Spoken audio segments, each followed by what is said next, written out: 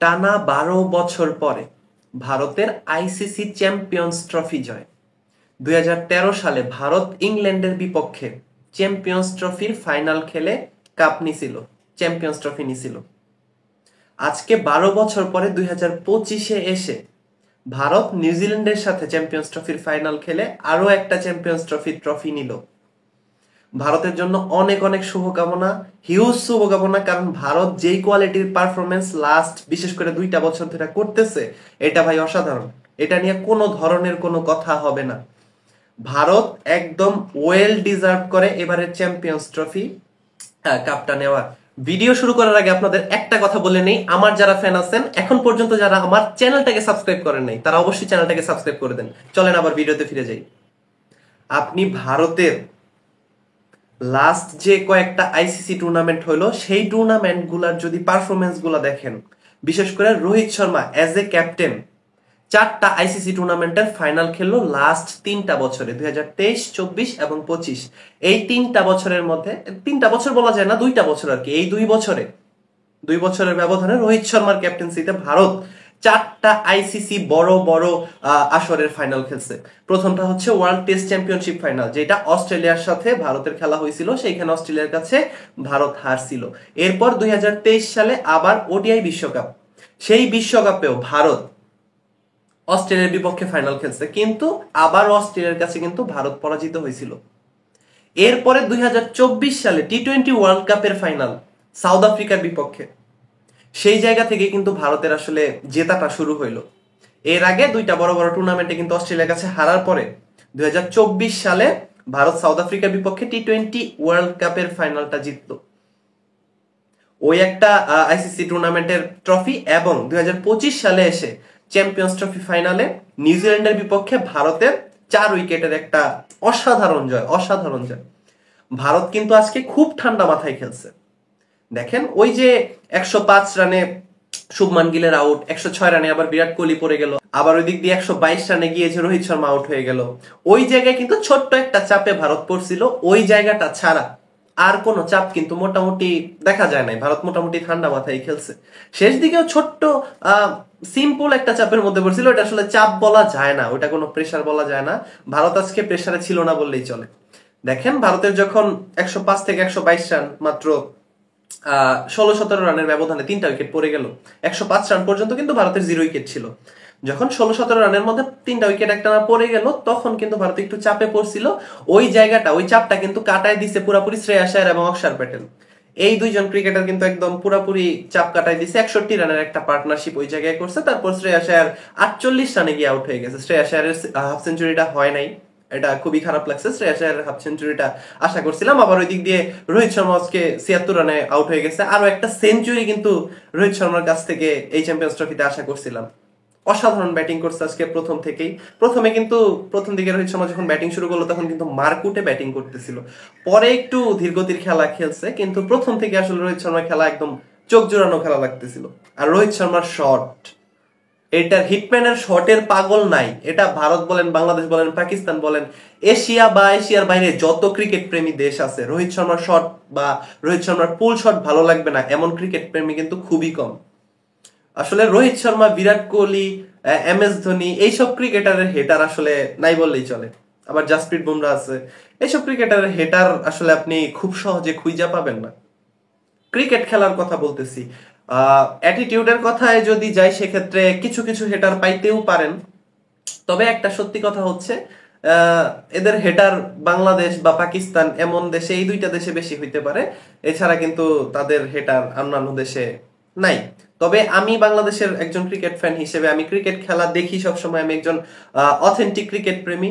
আমার কাছে কিন্তু হিটম্যান বলেন বা বিরাট কোহলি কিং বলেন, বুমরা বলেন, যার কথাই বলেন না, কিন্তু সবাই কিন্তু সেরা।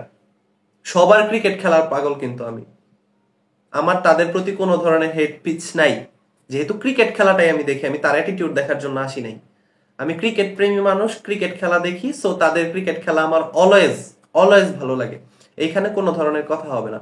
তবে আপনাদের একটা কথা বলি, দেখেন, ভারত এই যে 2023 সালের ওডিআই বিশ্বকাপ খেললো, বিশ্বকাপের ফাইনাল খেললো, তারপর 2024 সালে টি-20 ওয়ার্ল্ড কাপের ফাইনাল খেললো, আবার আপনি ধরেন যে এবার 2025-এর চ্যাম্পিয়ন্স ট্রফির ফাইনাল পর্যন্ত খেলে ফাইনালে কিন্তু কাপও নিল। 2023 সালেও ভারত এক ফাইনাল অস্ট্রেলিয়ার কাছে শুধু হারছিল ফাইনালটা। অস্ট্রেলিয়া তো ওই বিশ্বকাপে ফাইনাল হারায় ভারতের সাথে জিতছিল বিশ্বকাপটা, কিন্তু ভারত গ্রুপ স্টেজের সব ধরনের খেলা বলেন, নকআউটের সব ধরনের খেলা বলেন, একমাত্র ফাইনাল বাদে সবগুলা ম্যাচ জিতেই কিন্তু ফাইনাল পর্যন্ত ভারত গেছিল। একমাত্র ফাইনালে গিয়ে ভারত হারছিল, যার জন্য ভারত আসলে ওইবারের ওডিআই বিশ্বকাপটা নিতে পারে নাই। এরপর 2024 সালে টি-20 ওয়ার্ল্ড কাপ যদি বলেন, আপনি গ্রুপ স্টেজ থেকে শুরু করে নকআউটের সবগুলা ম্যাচ, তারপর ফাইনাল, সবগুলা ম্যাচ ভারত জিতছে। আবার এইবারের চ্যাম্পিয়ন্স ট্রফির কথা যদি আপনি বলেন, ভারত প্রত্যেকটা ম্যাচ জিতছে, প্রত্যেকটা ম্যাচ। গ্রুপ স্টেজে বাংলাদেশ, পাকিস্তান এবং নিউজিল্যান্ডকে হারায় কিন্তু সেমিফাইনালে উঠছে। সেমিফাইনালে অস্ট্রেলিয়াকে হারাইছে, অস্ট্রেলিয়াকে হারিয়ে ফাইনালে উঠে ফাইনালটা আজকে হারাইলো নিউজিল্যান্ডকে। এই ভারত আসলে কই গিয়ে থামবে আপনি বুঝতেছেন? এই যে 2023 সালের ওডিআই বিশ্বকাপটা অস্ট্রেলিয়ার সাথে হারার পরে ভারত কি পরিমাণ চেঞ্জ করছে নিজেদেরকে, কি অবস্থা ভারতের। ভারতের অবস্থা আগেও ভালো ছিল, কিন্তু বিশেষ করে 2023 সালের পর থেকে 2024-25 এগুলা ভারতের জন্য যা যাইতেছে, আপনি ওডিআই টি-20-র কথা বলেন, কোনটায় ভারত খারাপ খেলতেছে?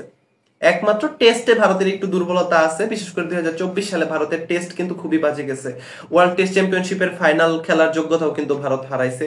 নিউজিল্যান্ডের সাথে ঘরের মাটিতে সিরিজ হার, তারপর অস্ট্রেলিয়ার মাটিতে অস্ট্রেলিয়ার সাথে সিরিজ হার। এগুলোর জন্য আসলে ভারত কিন্তু চ্যাম্পিয়ন্স ট্রফি, ওয়ার্ল্ড টেস্ট চ্যাম্পিয়নশিপের ফাইনাল কিন্তু খেলতে পারতেছে না। তবে ভারত ওডিআই আর টি-20-তে ভাই ফাটায় দিতেছে, এখানে কোনো কথাই হবে না।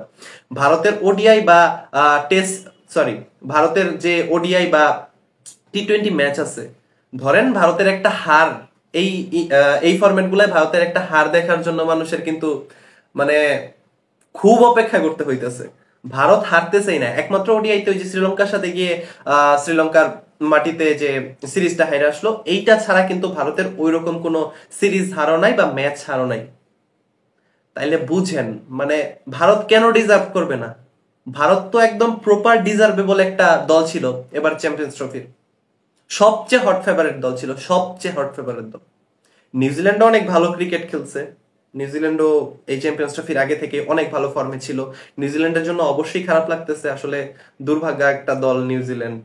নিউজিল্যান্ডের আসলে কি অবস্থা হইতেছে, এখন পর্যন্ত এতগুলা সেমিফাইনাল ফাইনাল খেলেও আসলে কোনো ট্রফি নিতে পারতেছে না। কেইন উইলিয়ামসনের জন্য অবশ্যই খারাপ লাগে। তবে ভারত ভাই ডিজার্ভ করে। এই ধরনের ক্রিকেট খেলা যদি ভারত হাইরা যেত, এটা একদম অবাক করার মতো একটা বিষয় থাকতো। ভারত ডিজার্ভ করে, ভারত কিন্তু ট্রফি নিয়ে নিল, এইখানে কোনো ধরনের কথা হবে না। আরো একটা কথা আপনাদের সাথে শেয়ার করতে চাই, দেখেন রোহিত শর্মা, শুভমান গিল, শ্রেয়াস আয়ার, ইভেন অক্ষর প্যাটেল, সবাই কিন্তু মোটামুটি ভালো খেলছে। মোটামুটি না, সবাই ভালো খেলছে পুরা চ্যাম্পিয়ন্স ট্রফিতে। কিন্তু KL রাহুলের অবদান কিন্তু আপনারা ভুলে যায় না ভাই। KL রাহুল যা করলো, প্রত্যেকটা ম্যাচে বাংলাদেশের সাথে 41 রান, অস্ট্রেলিয়ার সাথে 42 রান, পাকিস্তানের সাথে 23 রান সম্ভবত করছিল। তারপর আজকের ম্যাচেও তো KL রাহুল কত করছে ঠিক আমার এই মুহূর্তে খেয়াল হইতেছে না, তবে আজকের ম্যাচেও দেখেন ফিনিশিং কিন্তু দিয়ে দিল। প্রত্যেকটা ম্যাচে KL রাহুল ফিনিশিং দিছে, একদম গ্রেট একটা ফিনিশিং দিছে। এই KL রাহুল কিন্তু ভুলে যান না আপনারা। আমার পার্সোনালি আমার অনেক ফেভারিট একজন প্লেয়ার, দেখতে যেমন সুদর্শন, স্মার্ট, হ্যান্ডসাম একজন ক্রিকেটার, খেলাতেও কিন্তু পুরা একদম স্মার্ট। এটা নিয়ে কোনো কথা হবে না। আমি এই কথাটা আপনাদের জাস্ট মনে করাই দিলাম যে সবার অবদান অবশ্যই আপনারা মনে রাখবেন, KL রাহুলের অবদানটাও কিন্তু স্পেশালি মনে রাখেন। স্পেশালি মনে রাখার মতোই কিন্তু একজন প্লেয়ার, একজন যেই ধরনের পারফরমেন্স এই চ্যাম্পিয়ন্স ট্রফিতে করছে, তারা কিন্তু মনে রাখতেই হবে আপনাদের এই চ্যাম্পিয়ন্স ট্রফির ইতিহাসে বিশেষ করে। আর বরুণ চক্রবর্তী, কুলদীপ যাদব অসাধারণ বোলিং করছে, অসাধারণ। কুলদীপ যাদব তো আজকে যে নিউজিল্যান্ডের 251 রানে আটকানো গেছে, এটার প্রথম দিকের যে টার্নিং পয়েন্ট, সেটাই তো টানছে কুলদীপ যাদব আর বরুণ চক্রবর্তী। তার জন্য কিন্তু তারা একটা বিগ থ্যাঙ্কস পায়। তো যাই হোক, ইন্ডিয়ার জন্য কিন্তু big congratulations team India for winning the champions trophy of 2025। এই ইন্ডিয়া আসলে কই যায় থামবে এটা বোঝা যাইতেছে না। ইন্ডিয়া অলরেডি রোহিত শর্মার ক্যাপ্টেন্সিতে লাস্ট 2 বছরে 4টা আইসিসি ইভেন্টের ফাইনাল খেললো, 4টার মধ্যে 2টা ট্রফি অলরেডি পেয়ে গেছে। আবার যে 2টা হারছিল ওই 2টা কিন্তু অস্ট্রেলিয়ার কাছেই হারছিল, ওয়ার্ল্ড টেস্ট চ্যাম্পিয়নশিপ এবং 2023 সালে যে ওডিআই বিশ্বকাপ, এই 2টা হার ছাড়া এরপর থেকে ইন্ডিয়া যা করতেছে এই জায়গায় আসলে ইন্ডিয়ারে থামানো যাইতেছে না। যাই হোক, আপনাদের সাথে আগামী ভিডিওতে দেখা হইতেছে, আপনারা এনজয় করেন। আজকে আপনাদের এনজয় করার দিন, ইন্ডিয়ান ক্রিকেট ফ্যান যারা আছেন। দেখা হবে নতুন কোনো ভিডিওতে, ততক্ষণ পর্যন্ত সবাই ভালো থাকবেন, সুস্থ থাকবেন। আল্লাহ হাফেজ।